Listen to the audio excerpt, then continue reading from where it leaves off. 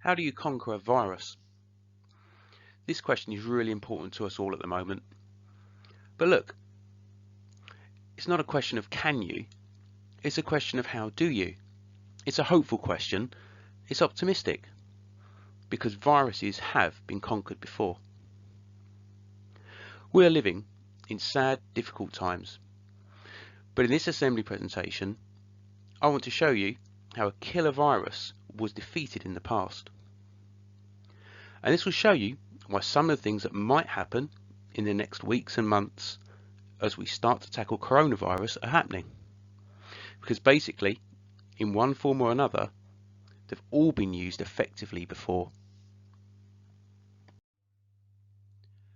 The defeated virus that we're going to look at is the smallpox virus.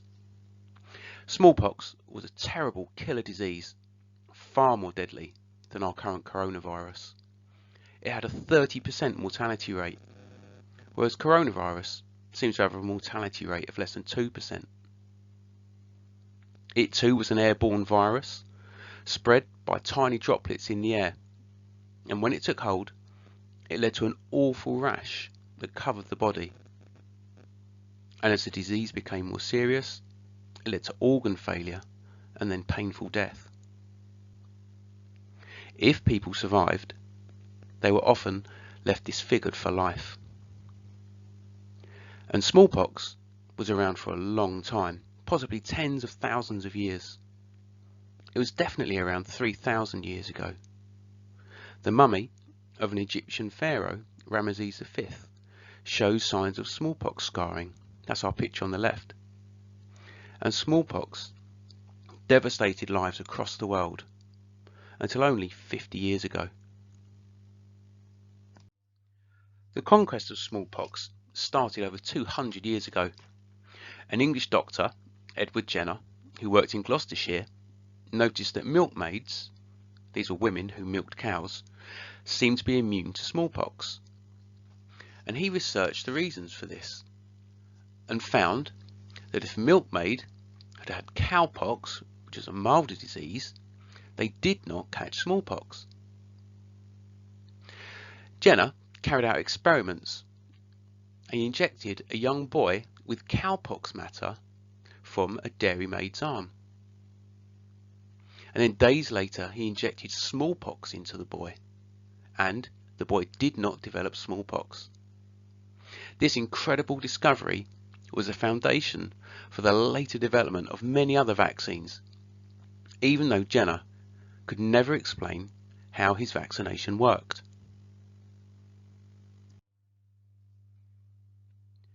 Cases of smallpox slowly dropped throughout the 1800s, and use of vaccinations spread across the world. Governments recognised that vaccinating could prevent the terrible disease.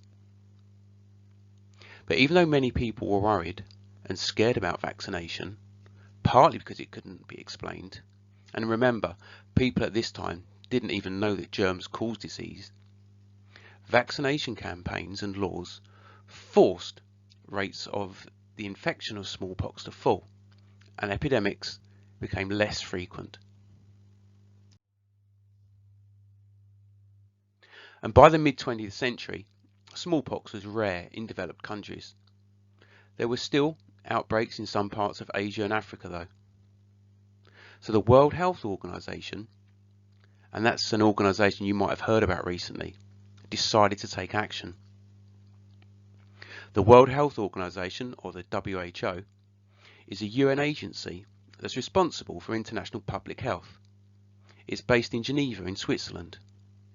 And in 1966, the WHO set a target for the complete eradication of smallpox in 10 years. The WHO smallpox program was led by Donald Henderson. And he led a team of 800 doctors and scientists who chased smallpox out of existence. But they didn't vaccinate everyone on the planet. What they did was to respond quickly to local smallpox outbreaks. When a smallpox case was reported, the team vaccinated people around the case. they put up a barrier of immunity around the disease. As you can see, people who had contact with infected people were identified in their communities, and then people were vaccinated. So by 1975, smallpox had been isolated to Ethiopia, Somalia and Kenya. And the very last case of smallpox infection in the world was a young health worker in Mersa, Somalia in 1977. Ali Marlin had contracted the disease after he had driven 2 young girls who had smallpox to a medical facility in an enclosed space in his car. Ali was isolated and all his contacts were vaccinated. And that was it. Smallpox had finally been conquered, just 11 years since the WHO had launched its eradication program. And this had been done without all of the weapons, such as tracing apps, that we will have against coronavirus. And as a side note, Ali survived smallpox and he lived healthily until 2013. So there we are, from Edward Jenner to Donald Henderson to our current struggle against coronavirus. The message is this: if smallpox could be defeated 50 years ago, then coronavirus can certainly be defeated now. Have a good day everyone, and we hope to see you back in school really soon.